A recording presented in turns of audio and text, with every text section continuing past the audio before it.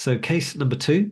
So this person came in with abdominal pain, and hopefully it'll download soon. If you guys get it before me, then please feel free to shout out or got looks like an adult patient.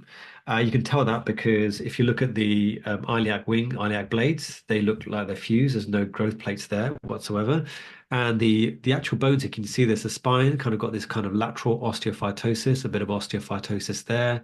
So a bit of osteophytosis there that can only really happen in older patients.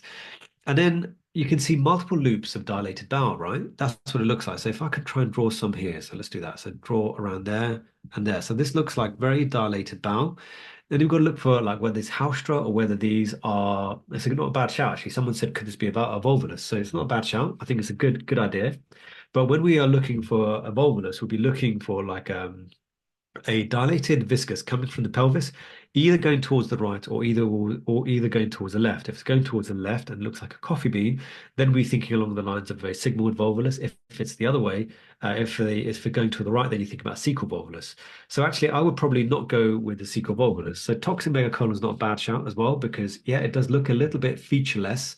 Um, but and then these are look like Haustra. They're not valvular conventives, right? Sigmoid malignancy or obstruction. It potentially could be. It's not a bad shout either, but I don't think we can really go down that road because it is a plain film at midday. And if you were looking at obstruction, I guess it'd be fairly low down, like a rectal obstruction.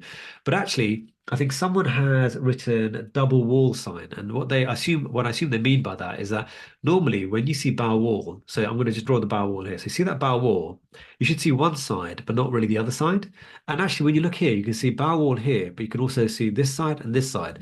And so the interface between air and bowel wall should only really exist within the bowel, because within the bowel you do have air, but outside the bowel you shouldn't have air. And if you have that interface, if you can suddenly see quite a nice, well-defined line like this in so many areas, like here, here, over here as well, and over here, then you have to go down the idea that this person's got a bowel perforation.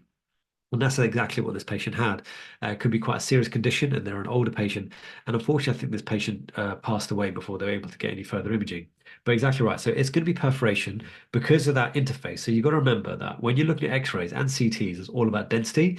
And normally, when you see bowel on an X-ray, because outside the bowel is going to be fat, maybe you've got some fluid, you won't really see like much of the outside wall beyond the outside wall. It will kind of be kind of a hazy, kind of whitish thing.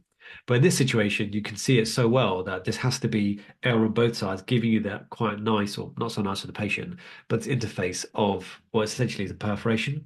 And does anyone know what that's called? I think they call it Wriggler's sign, don't they? Wriggler's sign.